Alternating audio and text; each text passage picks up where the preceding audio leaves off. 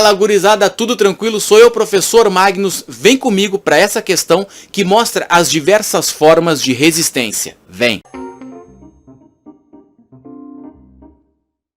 Bora para a questão 7 do vestibular da URGS, prova de 2020, diz o seguinte.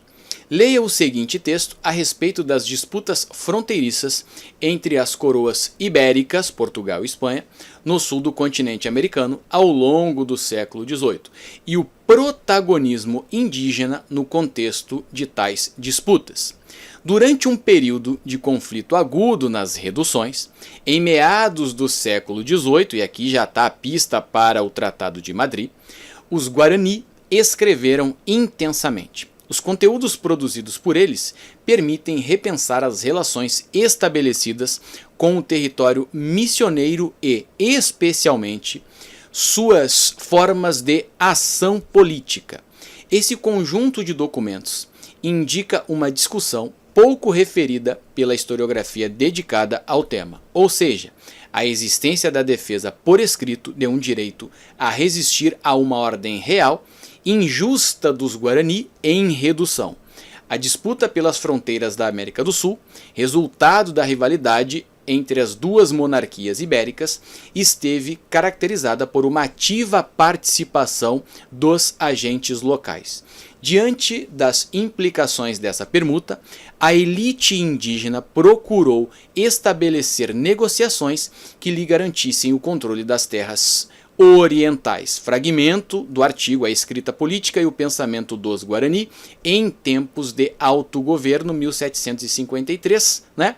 Um artigo lá da Revista Brasileira de História, volume 37, número 75. Vamos às alternativas, vem comigo. Em relação a essas disputas, é correto afirmar que, letra A escrita serviu como importante fator de resistência e de negociação dos interesses indígenas e de mediação com os colonizadores europeus. Certo, por enquanto, letra A. Vamos à letra B.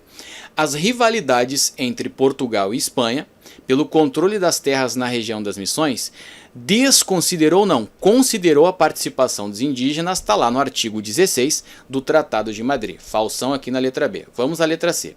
A historiografia sempre se referiu ao papel desempenhado pelas lideranças indígenas como parte da elite letrada na América do Sul. Sempre não. Inclusive o fragmento diz, né, que ocorre aqui uma discussão pouco referida pela historiografia. Então, falsão aqui. Letra D. Os conflitos pela definição das fronteiras garantiram a completa submissão. Não, completa não, teve insubmissão. Exemplo disso foram as guerras guaraníticas. Então, falsão aqui, né? Letra E. As sociedades guaranis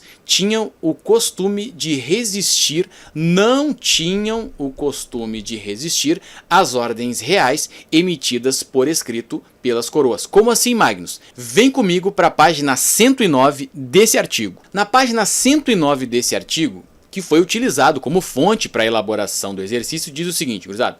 Como se pode perceber, há uma sutil guerra de palavras, pois os jesuítas e o rei ordenaram aos índios mudar-se, mas eles entendem que as ordens são para hacer salir, sacar, derrar, tem frases e palavras em espanhol no decorrer desse artigo. As suas terras e assim soltar, derrar. E a indignação frequente ao longo dessas cartas, né, entre reis e lideranças indígenas é: Nuestro Rei Santo, después que hemos cumprido muy bien sus mandatos, eles cumpriam os mandatos régios, tá bom? E lá está dizendo que eles tinham o hábito, o costume de resistir. Portanto, letra E incorreta. Vambora.